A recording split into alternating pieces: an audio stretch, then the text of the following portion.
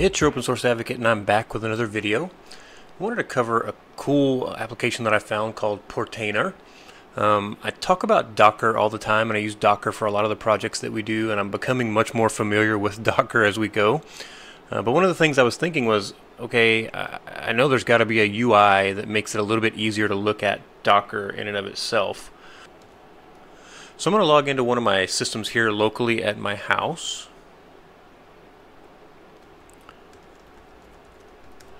And now that it's logged in, I'm going to do sudo docker ps, which will show you all of the Docker containers that I have running currently. So you can see there's a good number of them, and it looks kind of ugly because of the way I have to keep my terminal. So if I put my terminal full screen, I still don't get everything on one line. I need my terminal text size to be pretty big. So this is just not a great way to look at it. It's not impossible to read, but it's not the best way to look at Docker. So my thought was, okay, there's got to be something better, and I found Portainer. So this is a web application, and you actually install it using Docker, and then you run it to actually control your Docker instances. So the installation link is right here on the main page. I'll put both links in the description. But here's installing Portainer. It's actually really straightforward. It's not hard to do at all. And then I've also got the instructions, and I'll put this link on the page as well for installing Docker Community Edition. And then, so finally I want to show you what my Portainer install looks like. So I've got the machine that I logged into, and I'm looking at it remotely, but this says local because this is what's running. This Portainer is running on this machine, and then it's showing me everything that's on that machine. But then I've also got a little Raspberry Pi that's running Docker, and I've got a couple of things installed there. So I'll kind of go over the remote aspects of Portainer as well.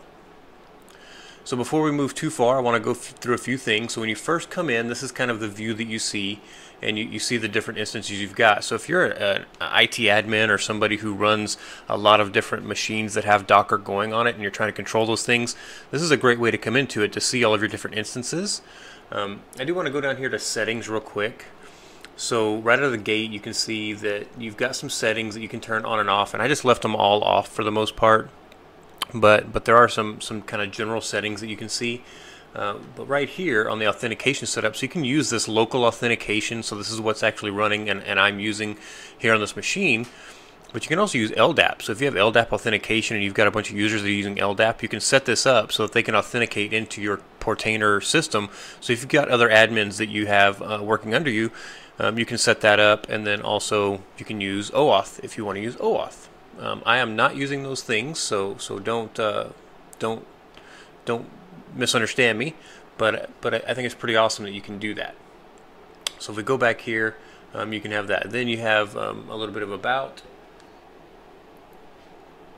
So up here you have your users, and you can see here's my login for Portainer, and I can change my password if I want to change it here. Of course, I am actually an administrator, so I don't know why it says that I'm not, but that's okay. So you can set people as admins or non-admins, and then you can add people to certain groups. So there are teams and groups that you can set up, and then you can assign different Portainer segments that you saw like you did up here to those teams and groups. So maybe not everybody needs access to everything, and you want to split that out a little bit. You can do that inside of Portainer. So now I've kind of given you the overview of just the general kind of setup here. I want to kind of click into it. And here you get a nice little dashboard for the one that you clicked on, and you see that the menu has changed over here on the left.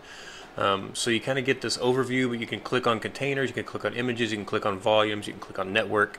You can kind of see those different things, but here you get an overview of those things. So here you can see I've got 7 images, I've got 4 Docker networks, and then I've got 7 volumes and 7 containers. If you see that these numbers aren't matching like by a lot, like you've got 14 images and 7 containers, or 37 volumes and only 7 containers, you probably have a bunch of them that are unused.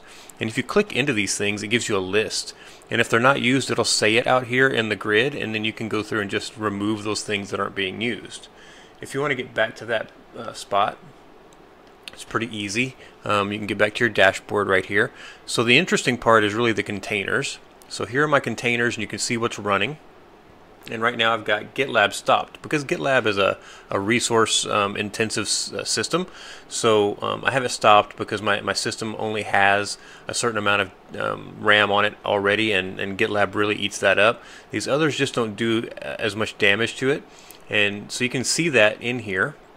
So there's this little stats button, so for each one of these things you can go and see stats for what it's using up on your system, and it starts doing 5-second refreshes, and it builds the stats from the time you click in. So each time you click in, it'll come back and give you one point, and then in 5 seconds it gives you another point, and in 5 more seconds it'll give us another point, and it'll continue to build like that and kind of give you trends for what it's using. So if we look here at memory, you can see it's less than 200 megabytes. My CPU, it's less than 40% of a single CPU, and I've got 4. And then over here you can see the bandwidth that it may be using to communicate. So it's pretty nice, useful information there. If you want to jump back to containers, you just click on the containers button, and you can see that information for any container that you've got running. So GitLab is stopped, but I can easily click into GitLab and control it, or I can do it straight from the containers page, and I can just click in the checkbox and then I could start it up. I'm not going to start it yet because I want to show you another container that I've got, and it's called NetData. It's right here, and that's the one we kind of looked at first. So NetData is not an app template that they have built in, and I'll show you the app templates here in a minute. It's one that I created, so it's only on my system. I don't know how to upload these to the Portainer folks yet, but I'm hoping to find out, and I'll upload this one because NetData is really awesome. Now, it is a little limited on what it can see when it runs from inside of Docker, but when you're running it from the native system, it can see a ton of stuff, but even from Docker, you can see a lot. So I'll go open that up so that you can see it. So it's going to be running on that local system there. Let me get the IP typed in and the port, and you'll see it load up. So this is NetData, and right here you can kind of see what the CPU usage looks like. You can see the network, things like that. So right now it's really low, and you have all these options down the right side. I'm not going to go way into NetData. I'll do a different video on it later. But here's my RAM usage, and the green is kind of what I have free right now. So if I leave that up and I go back over here and I go back to my containers and I say, you know what, let's start up GitLab. So GitLab takes a little while to get started, so we'll click on it and you can watch it. It'll refresh across the top there, and you see that it goes into starting. So this is going to tell us, hey, this thing's starting, and of course we got a little toast message up there that said it was trying to get started. So you'll see that run. Now, while that's starting up, I'm going to go back over here to my home, and I'm going to go to my remote one. This is the Raspberry Pi. So when I click on it, you can see I've got 2 images, 3 networks, and 2 containers, and 1 volume running. So if I click into the containers here, you can kind of see. So Portainer is one of them. It automatically sees itself. But then also I set up Pi-hole to run on this Raspberry Pi using Docker. So I can click on here and I can see again the stats for what Pi-hole is using. And again, it's going to start off with 1 point, and it's using nothing. I mean, it sits there. This is like such a low resource thing. It's amazing. I'm running this on a Raspberry Pi 4, so it's gonna perform really well. But I mean, this is super great because I can see everything that's going on. I can start it, I can stop it, I can restart it if I want to, and I've got a Pi-hole running here on my network that now I can point all of my network devices to and cut all the ads and all that kind of stuff out. And I've done a video on Pi-hole before, so I'll link that down in the description and put a card up here on the screen. So I'm going to go back over to the other system here, and we'll just go back to dashboard, or actually home, go back to local, and then we'll go back to our containers here. You see it's still starting, so if I want to see what's going on, this also has some nice logging, so you can go in here to the logs. This is a Ruby on Rails application, so you can see how the log grows, and it's only getting 100 lines at a time, but you can change this number and tell it to refresh. It'll have more, but 100 lines of history, if you're kind of watching it as it goes, you can see what's happening. So this takes a little while to start up, so if you do get GitLab, just be patient, and you can kind of watch the logs and make sure there's no errors happening. And if it does have a problem, it'll tell you it's in an unhealthy state here in Portainer as well. So if I went back to my containers, I can kind of keep an eye on this, and if it ever says unhealthy, I can go check the logs and see what's wrong and try to fix that. So there's a lot to this, but if you're looking for a nice graphical user interface to look at your Docker installs and check things out, this is really nice. It's super amazing. You can put a lot of security around it. You don't have to run it like I am. I'm running it locally, so I'm not running it HTTPS, but you can run it HTTPS if you want to. So I'm going to go down here So another one I did was Open Project. I had a request not too long ago to get Open Project up and running and then get a reverse proxy. So step 1 done. I set it up in here and I did it just as a Docker container. So it's here in my Portainer and it's running. Step 2 is coming, where I'm going to set up my Nginx and get the reverse proxy going. I've already got Nginx on this machine. So I'll get that going and I'll get that video out. Be patient and I will get it done. It just takes me time because I want to learn and make sure I understand things before I make these videos for you guys. But there's a lot of information here about these containers. So if I go over here to duplicate and edit, you can see what else kind of going on here.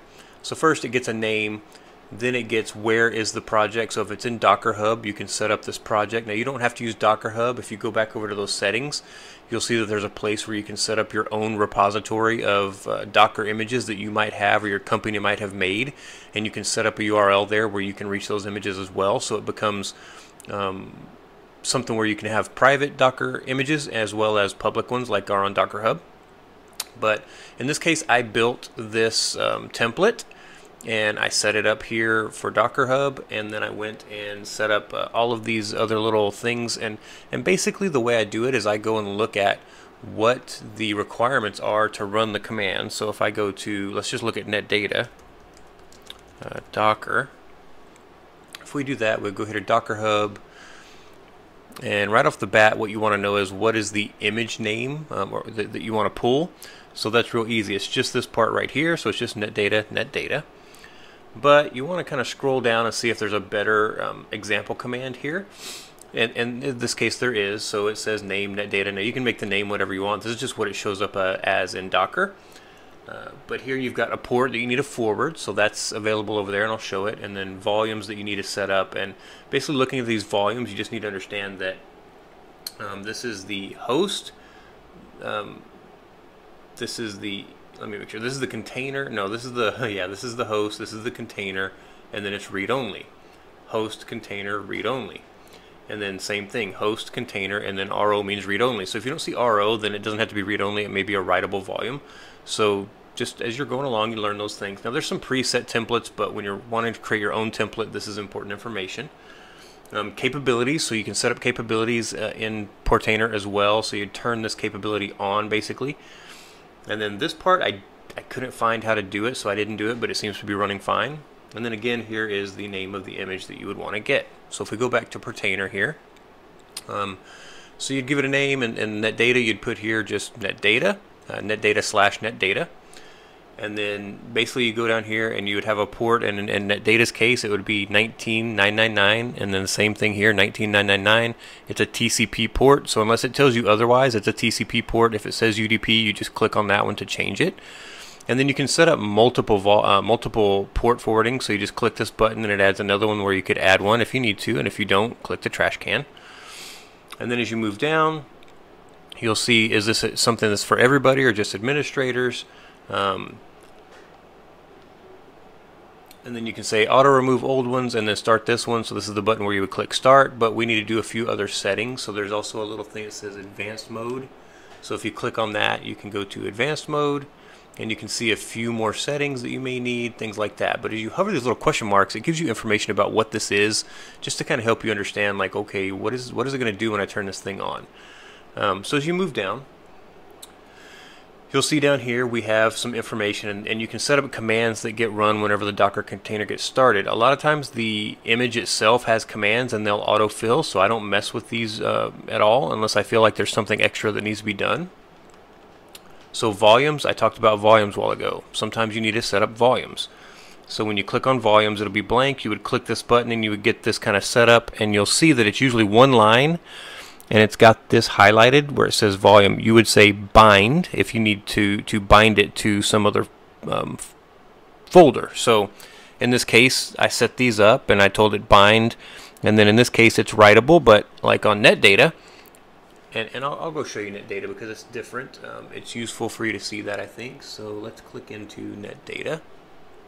We'll click on duplicate and we'll go down here so you can see the volumes. So in this case I said, you know, the container is /host/proc, and it's bind, so I'm binding it to the host at /proc, and then /host/sys, and bind it to /sys. And in both cases they were read-only, so I clicked on the read-only button, And then this last one, /var slash docker slash, or no, so var slash run slash docker.sock. And then I bind it to the same in the container, and then I tell it read only. So that's done. There's no special network stuff that needs to be done, but you need to make sure that it says bridge. If you're going to do any port forwarding from the host to the container, it should be set up as bridge. Environment variables, there weren't any special environment variables that I had to set up for this, but if you ever see the -e thing, that means you need environment variables, and you should go in here and set those up, and you can. It's really easy to do. You just click and basically add environment variables. Labels. So if you want to give this thing labels, you can. I don't. Your restart policy, I usually go in and set up a restart policy. So in this case, I've got unless stopped.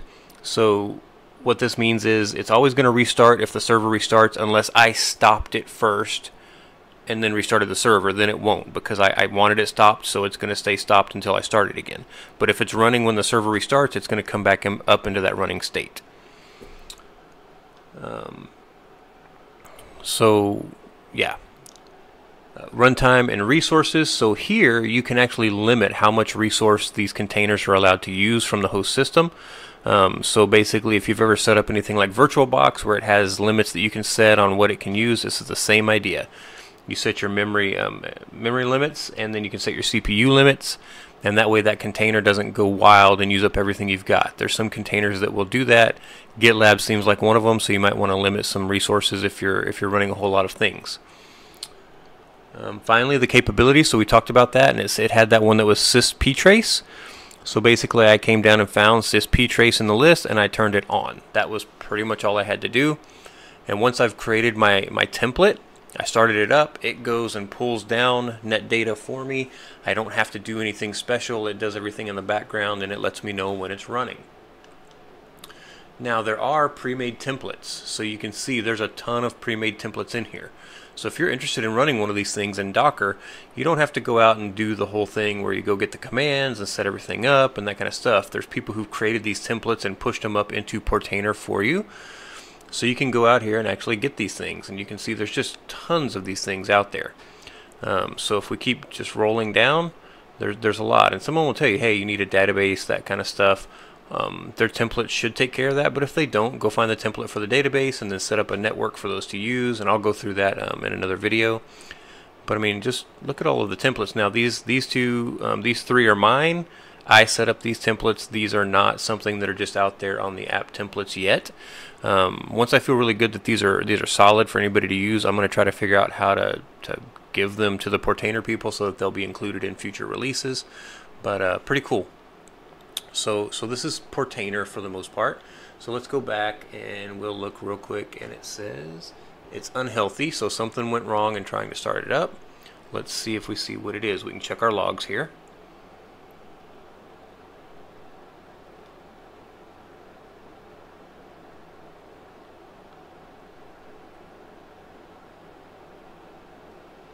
So something about the new Unicorn Master failed to start, and check the logs. I think that usually means there's something wrong with the networking that I've got set up for it. So I'll have to go and kind of dig in and figure out what that is. But that's the nice thing about this. I've got these logs. I can go look at it. I can look online, find answers, and get it going again. So I'm going to just check on that box. I'm going to click stop because I know it's going to eat up all of my data. So if we go click back on my net data, you see my RAM limit is a little bit lower right now. Once it stops that thing, it should kind of come back to where it was. Sometimes it takes a few seconds for those resources to get freed up, but I really like net data. It's really awesome. It's super low system usage for seeing a lot of stats about the system, so I'll do a video on net data one of these days too. So I wanted to talk about Portainer because it's absolutely amazing what it can do, and it's open source. It's free. It runs on Linux, Windows, Mac. It doesn't matter. So I think that's kind of one of the nicest things about it. So as you scroll down here, you can see the images that you have. And again, if you have images that aren't being used, it'll have unused out here, and you can just check the box and tell it to remove those images. That way you don't have space being wasted. On networks, so in this case I have just kind of some normal networks, and then I have this special network that I created for the Bookstack install that I use. Basically what happens is you go to the containers here, and you'll see I have a Bookstack DB. So this is a MySQL container that's running basically the Bookstack database that I need. And then right up here I've got Bookstack. So I created a network and I set up Bookstack to connect with Bookstack DB on that network. So they're actually running on a network inside of Docker. It's not my main network. And that's how these two things are communicating, so that this data can go into this user interface. So you can see your networks and you can monitor those things, set them up, to take them offline, whatever you need to do. So volumes, because you do have to set up different volumes to be managed a lot of times for different Docker instances. Jellyfin, any of those things, a lot of times they need a volume of some kind to be either bound, or a volume just to store data in, that kind of stuff. So you set those things up and you can use them and see them here, and you can of course take actions on them. You do have an event log here, so you can see you get events and you can go see those events and what's going on. And then you have a little bit of host information about Portainer itself. So as we go down, I'm not using any extensions, but you can see there are some extensions. So the role-based account access control, role-based access control, external authentication, which we talked about, LDAP and OAuth, and then your registry manager. So I'm not using any of this stuff. I don't have a lot to say about it right now, but know that there are some extensions here. We talked about users already, teams and groups, so you can set that up. So endpoints, this is where you go to actually add another Docker instance to your Portainer install. So if I wanted to add a third one, I would go here and say I need to add another endpoint. And then depending on what you have set up, depends on which one of these options you'll choose. If it's just Docker, you need to make sure that the Docker daemon is running and that you can get to it through TCP. And then you just go in here and basically put in the IP address and the port that you set it up on. And if you've got TLS, you check that. Let's see, that would be this one, sorry. This would be the port, everything like that, set it up, turn on TLS if you have it, make sure it knows the certificate information. And you would want to do that if it's on the open internet. You definitely want to have TLS set up and going. Sorry, the agent is something that you run in one of their stacks. I'm not real familiar with what that is or how it works, but be aware that it's out there. You can install the agent on different stacks and then access those things through the Portainer agent. They can also do the Edge agent. So again, I'm just not familiar with what this is because it's not something that I use. And then if you're doing something on Azure, you can do that as well. So I think they use these in swarms, Docker swarms, basically clusters and stuff like that. And then out here you've got Azure. This is the one that I've used just because it's straight up Docker. And setting up the daemon was a pain because there's instructions all over the place that are old, and the new way is a little bit different, but I finally found the right thing, and I was setting it up on a Raspberry Pi on top of everything else, which is slightly different from just regular Linux systems. So that was a pain, so I may do a separate video on that at some point, but know that this is where you go to set these things up, and then you get this kind of view like I've got here where you have one or more Portainers.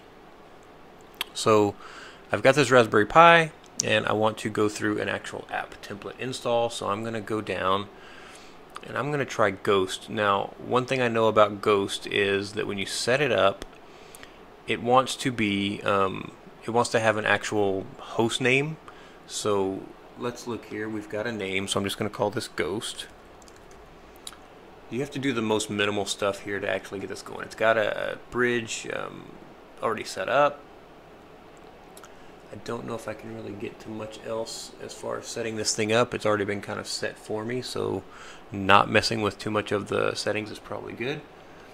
We'll say show advanced options here.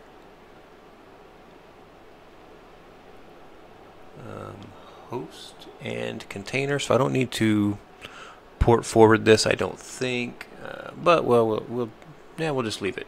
Let's do it. Let's put it on 8081. And that's it. So we're going to deploy the container. So we click on it. It's going to go out and actually pull down the Ghost stuff in the background, and you'll kind of see this little refreshing icon, and it gets the little, you can't click on this anymore.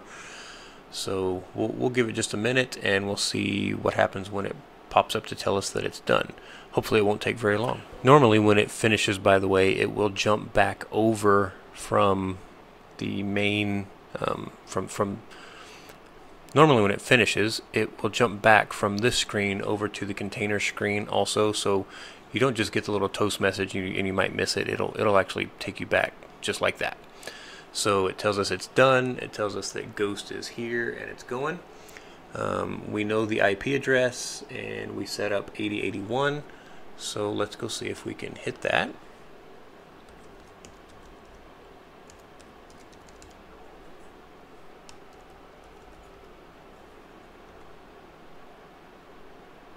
And there's Ghost. So we have Ghost up and running. So it was pretty easy to get Ghost up and running. And that's really how easy Portainer is. This is a really great project. I'm really excited about it. I hope you like it. If you have questions, let me know. I'll do my best to answer them. But get out there and give it a try. If you enjoyed this, let your friends know. Like, subscribe, and I'll talk to you next time.